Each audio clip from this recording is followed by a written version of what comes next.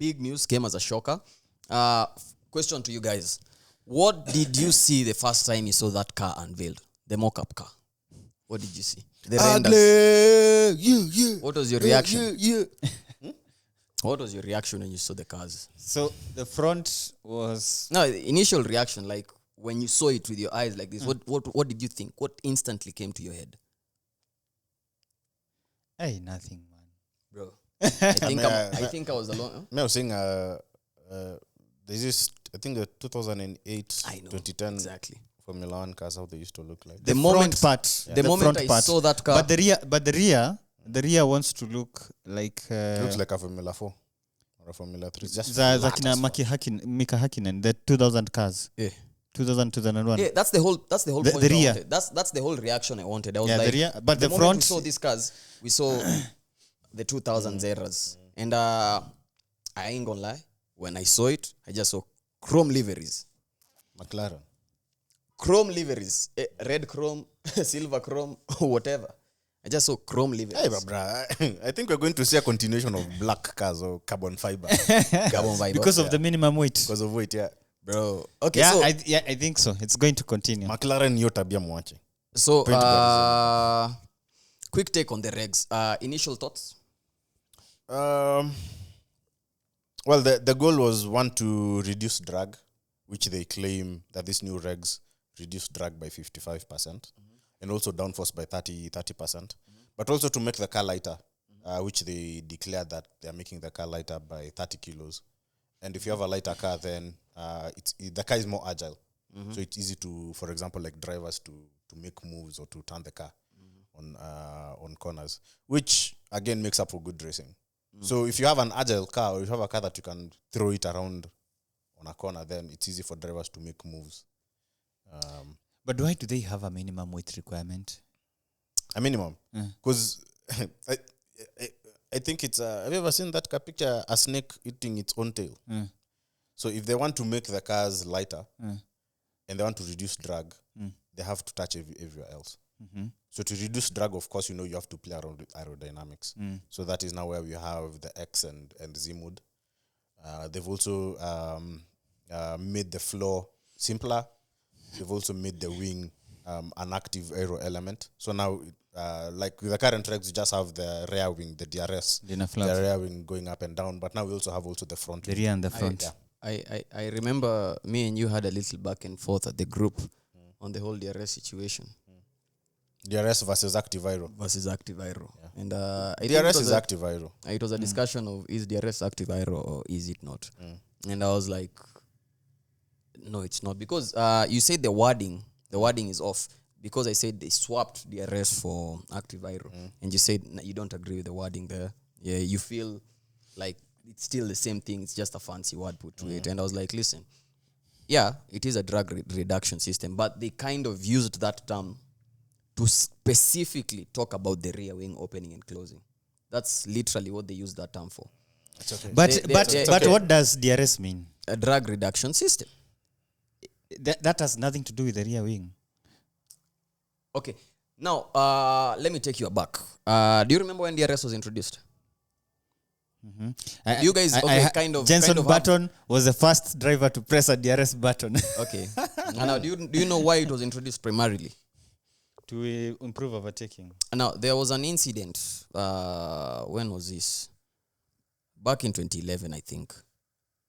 Fernando Alonso was stuck behind a car for something close to 30 laps or 40 laps in Abu Dhabi. He couldn't overtake. And it brought off... There were a lot of controversial comments from the press. They were like, oh, this car is definitely faster than this car. Why couldn't it overtake? Nini. There are a lot of things going on in the press, and there was a lot of talk on FIA need to find a way to kind of fix this and this. And FIA came up with a solution. They introduced the DRS. And that's when they started introducing the whole concept of drag reduction and blah, blah, blah. And now we are seeing, okay, could call it DRS 2.0 because active aero is literally DRS 2.0. They just bring the concept from the back wing to the front wing. That's where active aero is actually. Because the whole active aero thing is these two wings are working in tandem. The front wing and the back wing.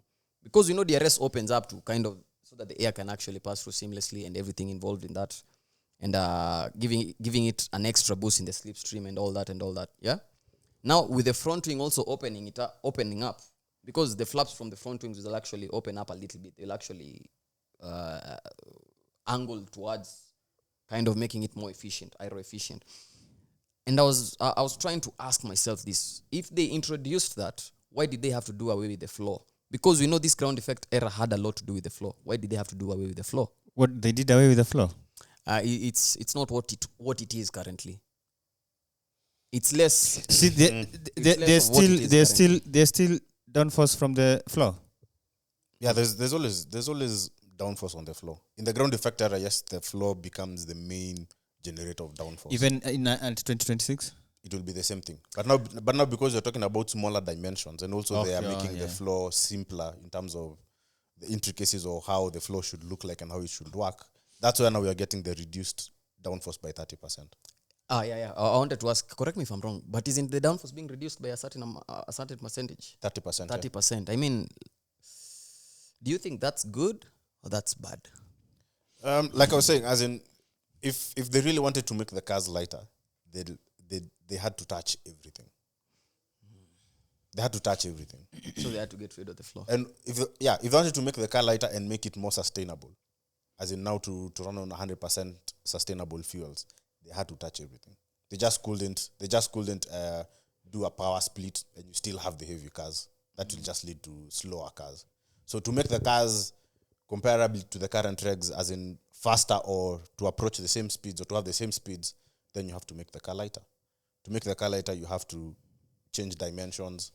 You have to see where you have to remove some components, like the MGUH is no longer part of the 2026 car. And that's the big one. They no longer have the MGUH. And this is what I will always say. Removing MGUH, I think it's a big mistake. No, it's a good thing.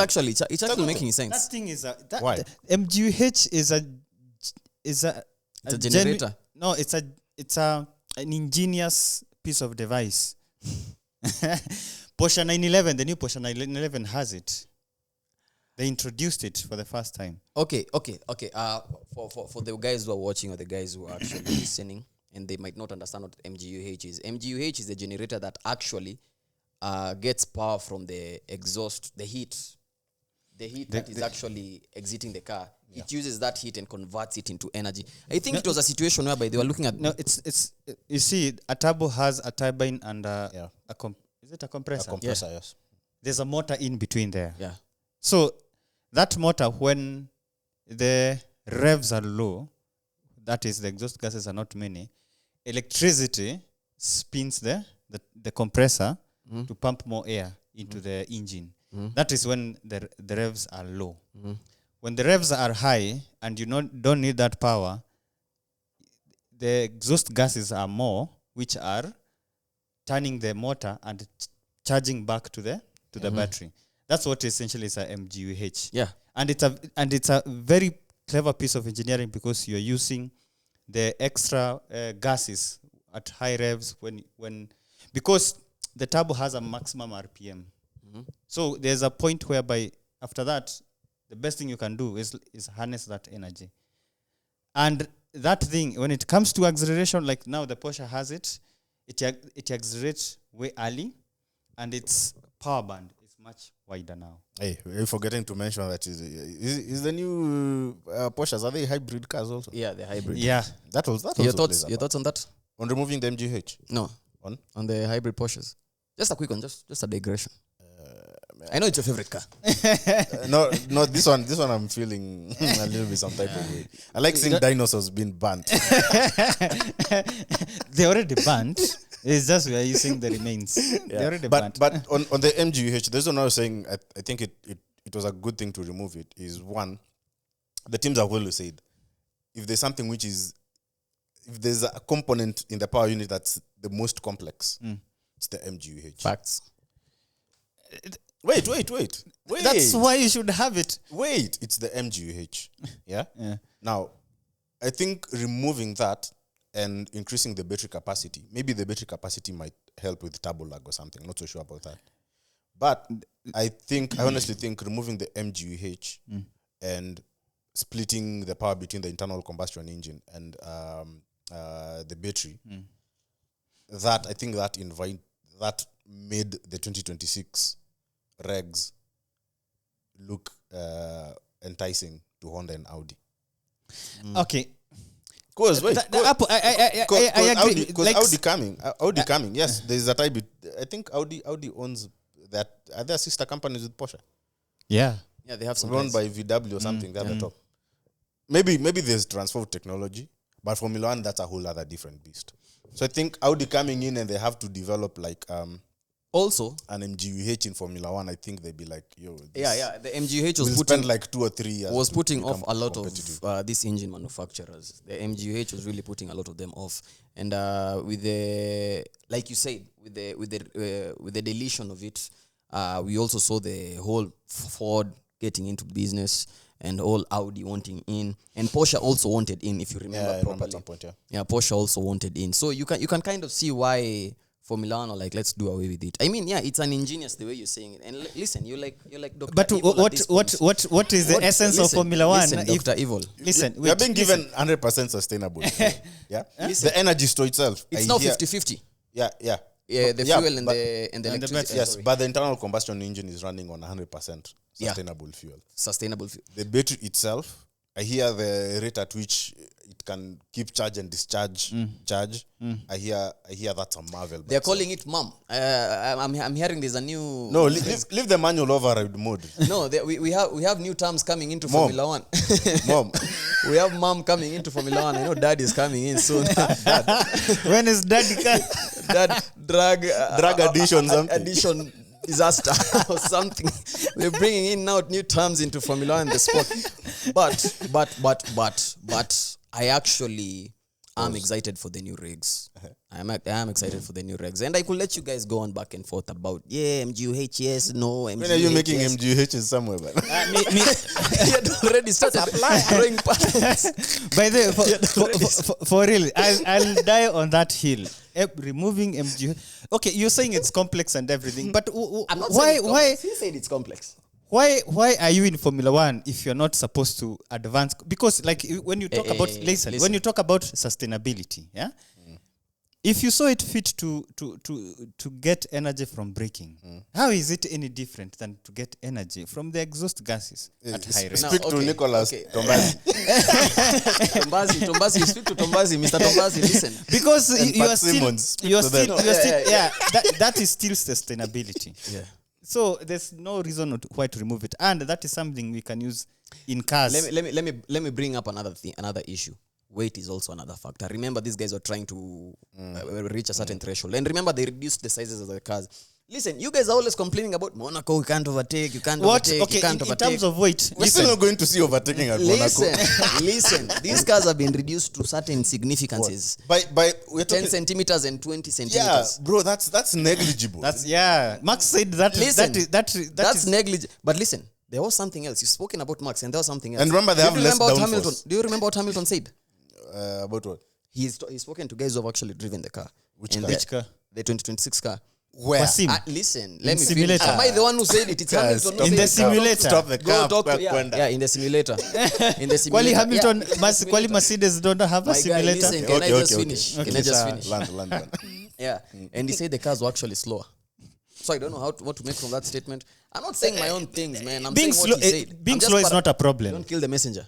Being slow is not a Don't kill the problem. messenger. Being slow is not a problem. What, like, when you say about maybe story about weight, why do they have a minimum weight requirement?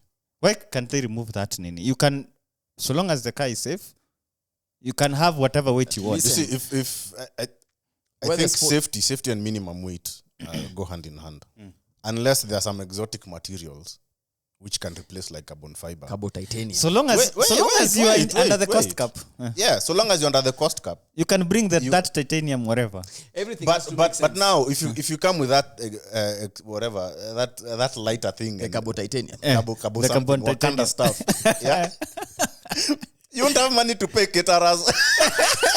If they die, they die. Bora you win races. Listen, this guy is taking considerable jabs at people like us. What are you trying to say about us? No. It's the people who Red Bull, cost cap, catering. Yeah. but it goes hand in hand, and I also think the minimum wage thing. You see, like in work, there's balance of performance.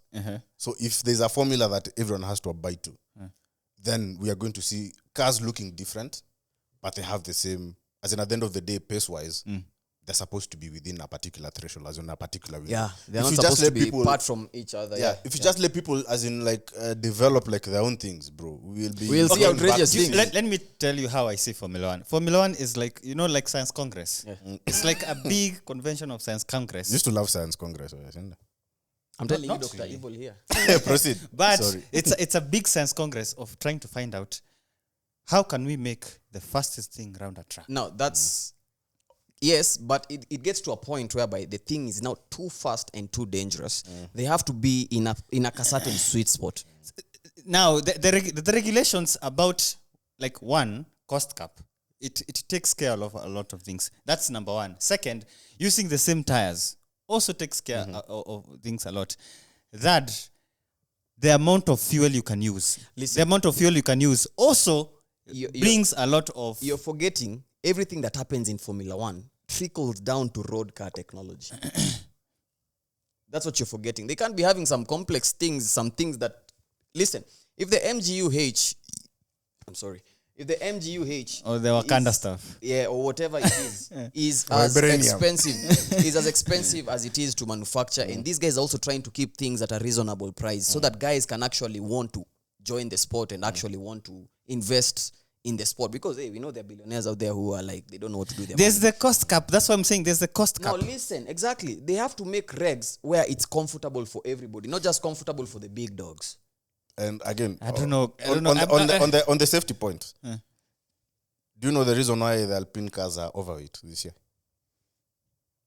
Don't tell me they filled the crash. Whatever. Yes, they did. So they had to ongeza.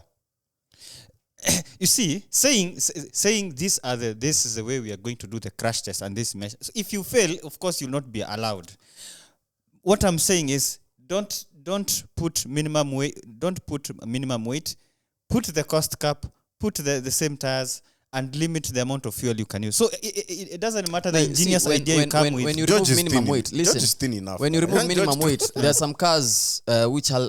Listen, everything plays to some role somewhere. Everything, all these things are actually playing together. All these things are actually interconnected in like a wide network or something. So I'm sure when they remove that minimum weight or something, when these cars come too heavy, there will be some performance enhancement. Power to weight ratio. Yeah, there will be some performance if you- enhancement somewhere, or If you cap performance the power enhancements. to 1,000 horsepower and you have lighter cars, And safety is also an issue. Everything is playing part to everybody. it won't be an even race. Yeah. It won't be a fair We are race. trying to make it See, as the rules even are the as same possible. for everybody. Nah, It's nah. not like Yes, they're the rules- same, but you see, But- they're the same. But you see, there's still some room to Play innovate, around. Yeah. to do something interesting, and that is that is the whole essence of Formula 1. Yeah, now Yes, it we is. want them to have the room, but not big room. We want them to have small room. small room. Fine. So that small room- As Congress, by the way, you are told make the fastest thing around a track, and this and put just small limitation. Like the fuel, it's very ingenious because it doesn't matter what kind of technology you come up with. If you can come up with a technology to use, is it 100 kg of fuel? 110. 110 But kg and of that fuel. is being reduced to, I think, 80. Yeah, it's going to be reduced. If you can come up with something that will use that fuel and be the fastest, that is what we want to see. We want to see who is going to invent that one with the cost cap. There's another photo you share, video you share. Someone driving, just floating in the air, magic carpet. Let's see how it goes though. Interesting episode. We call a wrap on this one. No need for driver Hey, team bruh. today. So there are some rumors. I don't know if you guys have heard this. That apparently there are some teams that have brought back flexi-wing. Yes. Have you Yes, have you heard? have you heard about it? Yeah? Yes. No comment. No comment. No Want to comment. keep an eye on, yeah. But context. Last year, there was a technical directive, TD018, that was brought to curb flexible I bodywork. believe you're going to put it up. Yeah, I'll look for something. There was a directive that was brought to like clear, as in to clearly say that, okay, this is allowed, this is not allowed in regards to flexible bodywork. And it was enforced last year at Singapore. And there were rumors that, the reason why the reason why there had been 19 or Red Bull struggled at Singapore is because of the TD018. They had flexi-wing. Aston Martin had flexi-wing. So now apparently, Red Bull is suspecting that there are a couple of teams on the grid that have flexible front wings. And the teams that are suspect are McLaren, Mercedes, and Ferrari. Now listen. This information dropped immediately when Red Bull started looking shaky. Number one. Number two, this information is, again, look, it's an excuse. These are excuses. You said last year at Singapore. Singapore, yeah. Who won at Singapore? See, Ferrari. Exactly. Now, they said Aston Martin were using it. No, they didn't say Aston Martin. And Red Bull were using it. Last year? Yeah, I'm talking about last year. Last year, the rumors were suggesting strongly that it was Aston Martin and Red Bull. And these are the teams which are the first half of the year performed really strongly. Now, this year, the teams which are performing strongly are allegedly the ones also using it. True or false? True. Now, that's the McLaren. And, it's only McLaren. Don't put Ferrari and Mercedes. And Mercedes. You've actually thrown Ferrari somewhere in there. Did he say Ferrari? No, you are saying the teams that are performing well this year. Who's actually P2 at the moment? The constructors. No, it's okay. What do you mean? How many race wins do we have this year? What do you mean? It's okay. Yeah. Don't act like we're not that team. It's okay. Yeah. But anyway, on the flex-wing situation, I don't really know. But I don't really think they're going to be as stern or as strict with the information as they were last year. I think it's something they'll actually brush under the mat unless McLaren have like back-to-back wins or something. The moment, let me not lie to you, the moment somebody gets to the summit, that's when they'll try to bring him down. But when somebody's still trying to achieve that thing, they're like... Well, Red Bull is saying, you know what, as we knew the technical directive was clear. But apparently... Umesema it is illegal. It is... We can still do something about it. So, I don't know. Red Bull might also decide to hop on the wagon. And let's see, man. Anyway, that was it from the Pitboard discussions. Yeah. Like, share, subscribe, hit the bell button. Yeah. Ding, ding. Do your due diligence. Back to back max wins. Yeah, the next episode. Yeah. Strong tracks ahead for Red Bull. These guys made sure it's gotten out before I end the episode. Back to back. Before I end the episode. Your national anthem. Get in there. Your national anthem waanze kucheza mapema. Ishaanza kuchezwa pale Euros, but in the Euros football world, the Formula 1 fans are watching the Euros. When Netherlands are playing, then they hear the Dutch national anthem, they're like, again. So anyway, it is what it is. It's been your boy Ace the Troubleman himself. Joined here by less troublesome Dan and the Statman Mushiri himself. Catch you on the next one. Peace.